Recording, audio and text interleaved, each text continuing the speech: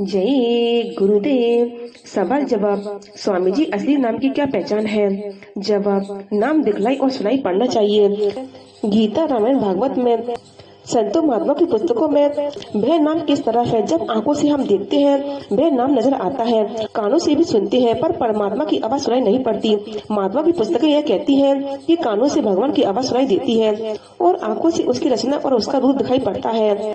ऐसे तो दुनिया में सभी नाम लेते हैं, पर न आंखों से देखते हैं न कानों से सुनते हैं। नाम सभी लेते हैं, खास तौर से उस स्थान पर जहाँ ऋषि मुनियों का जमघट हो। ऐसे स्थान पर तो नास्तिक भी नाम लेते हैं, चाहे वे अपनी झंझटों की वजह से नाम ना लें। पर जब घरेलू परिस्थितियाँ आ जाती हैं आर्थिक समस्या की, तब भी भगवान का नाम लिया करते हैं। हमने उनको भी देखा है, वे भगवान का नाम जब ऐसी परिस्थितियों में लेते हैं तो आज हम अमूमन देखते हैं कि हम लोग भी ऐसी परिस्थितियों में भगवान का नाम लेते हैं। न आंखों से दिखाई दे, न कानों से सुनाई दे। ऐसे नाम से कभी किसी युग में भी किसी प्रकार का फायदा नहीं होता। शारीरिक तथा लौकिक वस्तुओं का फायदा तो हो जाता है, लेकिन आत्मिक फायदा नहीं होता है। लौकिक वस्तुओं का जहाँ पर फायदा है या लौकिक वस्तुओं की जहाँ तक प्राप्ति है, वहाँ पर आत्मिक धन नहीं मिला करता। जब आत्मिक धन नहीं मिलेगा तो अंदर में संतोष नहीं रहेगा, शांति नहीं रहेगी, और शांति तब तक नहीं आएगी जब तक सूरत की वास्तविकता प्राप्त नहीं होगी। सूरत परमात्मा की एक कण, एक जर्रा के रूप में है और वह उसकी जात है। परमात्मा और उसकी आवाज समुद्र और दरिया है।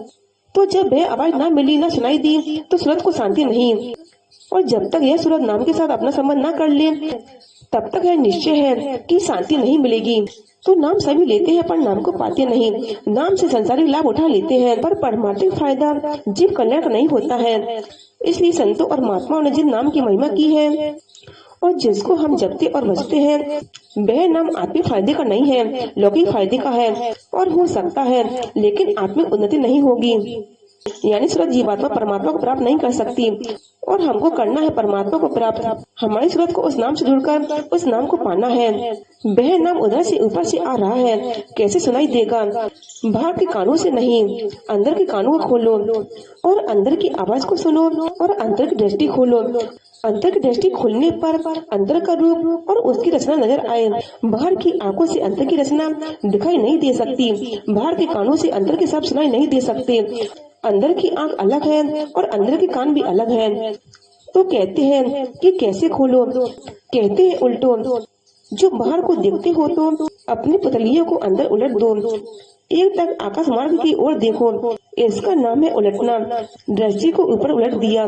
अंदर में भी सृष्टि है, अंदर में भी प्रकाश है और अंदर में भी रचना है। जैसे हम सब दिखाई देते हैं, ऐसे ही अंदर में भी है। दृष्टि उलट गई, हम अंतर में दिखने लगे। अब वह मेहरबान जिसको छज्जा कहते हैं, छत तो एक छज्जा है, उस पर खड़े हो जाओ। वहाँ खड़े हो तो उसे झाड़ दो, क्योंकि कर्मों का आवरण जो आ गया है, तो उस छज्जे पर खड़े हो। दृष्टि को रोको, सामने रुक करके खड़े हो करके फिर झाड़ दो उसको, जिससे कि जितनी भी गंदगी है वह साफ हो जाए। गंदगी के साफ होने के बाद ही तो उधर आपको कुछ नजर आएगा। अगर छज्जे पर नहीं खड़े होंगे तो रचना क्या दिखेंगी उधर? तो एक छज्जा वहाँ बना हुआ है, उस छज्जे पर खड़े हो। जब खड़े हो करके झाड़ लगा दोगे तब उधर की रचना दिखाई पड़ने लगेगी। तो कहते हैं उल्टा नाम। यही उल्टा नाम है कि दृष्टि अंतर की खुले, अंतर के कान खुले और ऊपर से आवाज जो आ रही थी पहले से वह सुनाई देने लगेगी। इसी का नाम है उल्टा नाम। संसार ने जाना जरूर है कि कोई नाम लिया, लेकिन वाल्मीकि की वह आत्मा सूरज जाग गई और नाम को पकड़ करके चढ़ गई ऊपर में।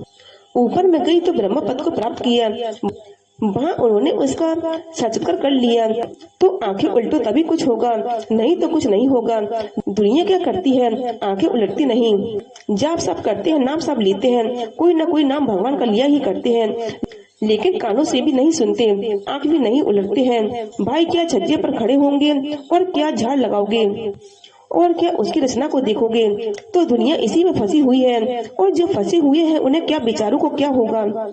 बस यही होगा कि जो सामान आज प्राप्त है, यदि बहुत अच्छा कर्म हुआ तो मरने के बाद फिर प्राप्त हो जाएगा। मूल ये है कि यदि उनसे हमें अभी सुख नहीं, तो मरने के बाद यह सामान फिर मिलेगा तो क्या मिलेगा? इसलिए इन सामानों में सुख नहीं। मरने के बाद सामानों की प्राप्ति हुई तो भी सुख नहीं। झंझट आज भी है, झंझट उस वक्त भी रहेगी, और फिर छोड़ेंगे फिर पाओगे, फिर झंझट रहेगा। मूल यह है कि यहाँ का जो सामान है वह झंझट ही है, बहुत दुखदाई। इसको जब तक हम पैदा करते हैं तब तक दुख, जब संचय कर लेते हैं तब दुख, जब चला जाता है तब दुख। हर परिस्थिति में यह झंझट और बड़ा शोक का झंझट जो हृदय में लग जाता है पर दिखाई नहीं देता।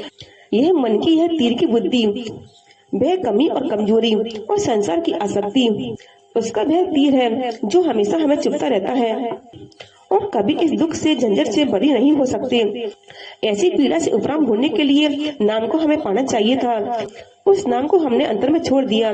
सारी दुनिया उस नाम की उपासना करती है और उस नाम को नहीं पाती है। रूप की उपासना करती है मगर वह आंखों से दिखाई नहीं देता। मगर यह संत मत की साधना, इसमें दृष्टि को ऊपर उल्टो और कानों को ऊपर करके ऊपर से ध्वनि आ रही है, उसको सुनो, आंखों से उसका जलवा देखो।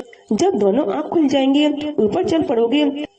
ऊपर मेहरबान है, एक छज्जा है, वहाँ खड़े हो करके फिर बाहर निकल करके बाजी पर खड़े हो जाओ। मकान तुम्हारा संसार का पीछे रह जाएगा, तुम बाजी पर खड़े हो करके उधर देखना। यही है इस छज्जे पर। इस छज्जे पर जब हम खड़े होंगे पीछे कमरा हो जाएगा, आगे हम खड़े हो जाएंगे, आगे मैदान खुला हुआ है। तो यह है वह छज्जा।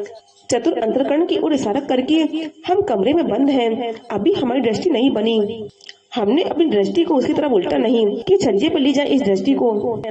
तो हम इसी अंधकार में पड़े हुए हैं। जिन प्रेमियों ने उन महात्मा की कृपा को पा लिया और एक छज्जे पर खड़े हो गए, वे इस मकान से बाहर हो गए और देखने लगे यह जलवा।